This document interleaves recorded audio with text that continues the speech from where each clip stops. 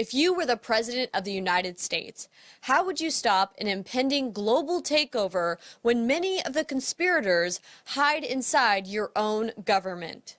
Remember, you need legally obtained evidence of actual crimes, otherwise the lamestream media will say you're a dictator and the Democrat swamp creatures will push for another bogus impeachment. We are quite literally watching a bio-warfare drama play out before us, which my sources predicted would happen back in 2018.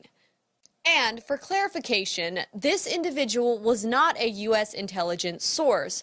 Rather, this came from an individual who worked for G7 security, specifically related to biological weapons, and participated in biological weapons theater that was ongoing in 2018. The creation and intentional release of the Clade X virus. We can't retreat from the rest of the world. The continuity of government here cannot be overestimated. Federal quarantine of this scale is unprecedented. The question everywhere, when will there be a vaccine? Bill Gates has helped to fight AIDS, tuberculosis, and malaria. He announced that his project called CEPI will go to preparing for the next great epidemic. A new way of building vaccines that could let us develop in less than a year a novel vaccine. To understand who is behind this, let's remember that oftentimes the deep state uses cart before the horse tactics. So let's start with solutions.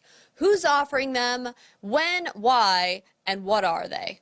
The name Bill Gates stands out because he seems to be the tether tying this whole scheme together.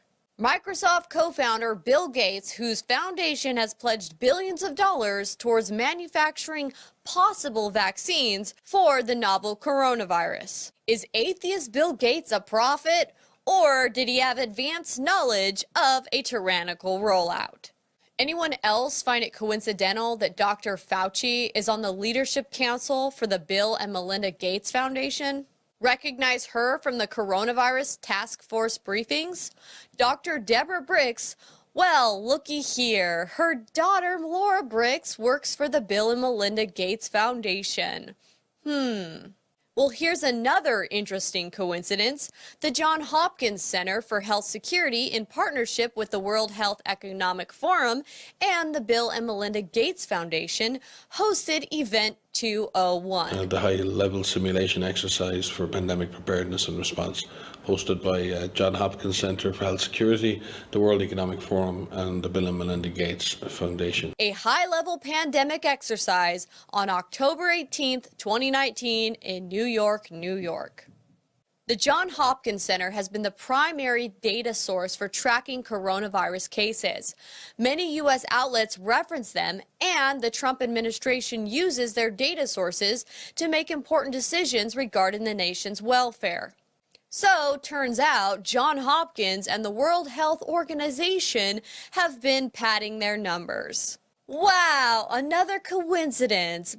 Why in the world would they be sending you out information to fill out death certificates, whether the person's been diagnosed with COVID-19 or not, but then to say in the death certificate this person's death was caused by COVID-19? That does not sound right to me. And so this is concerning, and it actually gets to your point, Chris. When we start talking about the data that goes into the modeling, we have to ask ourselves a question. Are we being forthright? And let's say the virus caused you to go to the ICU and then have a heart or kidney problem. The intent is right now that if someone dies with COVID-19, we are counting that as a COVID-19 death. So with that being said, why would they want to skew the number of deaths due to COVID-19? Well, fear is a great way to control people. Fear is a great way to control people. Bill Gates has become the World Health Organization's second biggest donor. Given the high production level of Event 201, which was held in last October, this had to have been planned months in advance, maybe years. AKA my source talking about biological weapons theater in 2018. So when CNN falsely claimed Pentagon sources knew about the pandemic last November, which the Director of National Intelligence had to call out as fake news, we can assume that it was the World Health Organization, the Johns Hopkins Center, and most likely the Bill and Melinda Gates Foundation that were CNN's sources of foreknowledge of the pandemic. Are you starting to see the big picture yet? The high-level simulation exercise. Speaking of advanced knowledge, Apple, Facebook, Tesla, and Sveznajući Bank so graciously donated their stockpiles of N95 masks to the U.S. government, in tandem with AG Barr's threats to criminally go after hoarders and market manipulators. I want to stress that we're not talking about consumers or businesses stockpiling supplies for their own operations. We're talking about people hoarding these goods and materials on an industrial scale for the purpose of manipulating the market. But if you are sitting on a warehouse with masks, surgical masks, you will be hearing a knock on your door. Apple had 9 million masks, Facebook 720,000, Tesla 250,000, and Sveznajući Bank had approximately 40 million N95 masks. Did they have advanced knowledge which allowed them to stockpile supplies, thereby creating an artificial shortage, exacerbating the pandemic? According to Cook's tweet, Apple's operations team is using its supply chain to source, procure, and donate the masks, which helps explain how Apple was able to obtain so many masks in such a short time. Yeah, sure. Sounds like Tim Cook is having a hard time making excuses for his stockpile. When you're spying on everyone, it would kind of be hard not to have advanced knowledge. Well, if quarantine blues have got you down, never fear, because Bill Gates is here with a solution.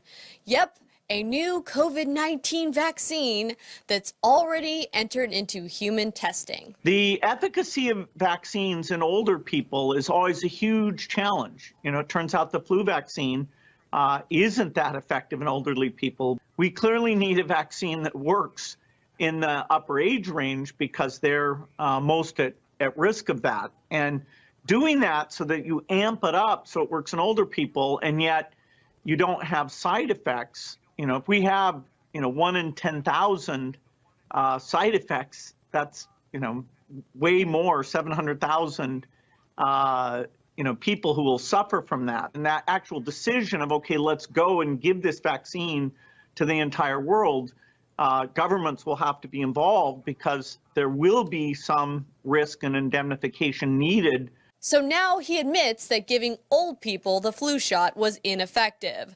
Therefore, he wants to ramp up the COVID-19 vaccine, which could potentially cause more side effects, but he wants immunity for it. Politico named Bill Gates the world's most powerful doctor.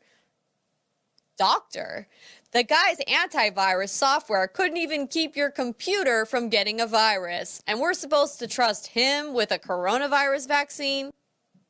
Besides, do you really want a vaccine created by someone whose life goal is depopulating the Earth? So you've got a thing on the left, CO2, that you want to get to zero, and that's going to be based on the number of people, the services, the energy, and the CO2 being put out per unit of energy. Probably one of these numbers is going to have to get pretty near to zero. That's back from high school algebra, but let's take a look. Even his wife Melinda is drinking his eugenics Kool-Aid. The lady told you that she had had 8 children, and 4 of them had died in childbirth or shortly thereafter. But if all of them had survived, she'd have 8 children. And what the developing world does not need is more children. If she knows that 2 will survive into adulthood, she will naturally bring down her population. And so as soon as she starts to see that getting them vaccinated or keeping them alive during the birth, she won't have as many children. We're seeing that play out in all the population numbers across the globe. In fact, the population rates are coming down faster than had been predicted. They're literally 2 white people walking through an Indian village talking about using vaccines to decrease the population numbers. Genocide much? Meanwhile, the malaria drug Trump mentioned, hydroxychloroquine, is a tested drug with minimal side effects that's showing promise in the treatment of the coronavirus. But hey, the Democrats just want to ban that. Let's go with Bill Gates' experimental vaccine. That's a great idea. Can't have someone offering an alternative solution to Bill Gates' death jab. You know, is spending $1 million on that last 3 months of life for that patient, would it be better not to lay off those 10 teachers and to make that trade-off in medical costs? But that's called the death panel, and you're not supposed to have that discussion. Let's just call it the death panel's no retirement plan. Guess they won't have to give back all that stolen 401k money after all. Recently, Bill Gates said large public gatherings may never return until everyone is vaccinated, all while calling for a national tracking system for coronavirus on Reddit. We're never reopening this economy fully until we're able to GPS this virus. The Bill and Melinda Gates Foundation funded the creation of a vaccine tracking system using invisible ink that gets embedded into the skin with the vaccine that can be seen using a special smartphone camera app. So you'd inject these biomolecular tags and markers that fluoresce through the skin of the patient. There's an external detector typically that is able to pick up on those fluorescent signals. The problem is when those markers and tags that are injected into the patient bioaccumulate, the patient might be a little nauseous, might have some headaches, and in more severe cases, cardiac arrest. But let's not forget ID 2020, where Microsoft, aka Bill Gates' company, joined ID 2020 in January 2018 as a founding partner. Members of the Microsoft team sit on ID 2020's technical and program delivery advisory committees. The Real ID Act required all states to comply with the new ID system integrated with facial recognition and capable of biometric data storage tracking. Did you know ID for Africa 2020 is requiring their citizens to get e-certificates for vaccine verification attached to their IDs in order to travel? Not like they use third world countries to beta test what they ultimately roll out in the US or anything. We see a lot of things that are going very well, things like reducing childhood death and improving the nutrition.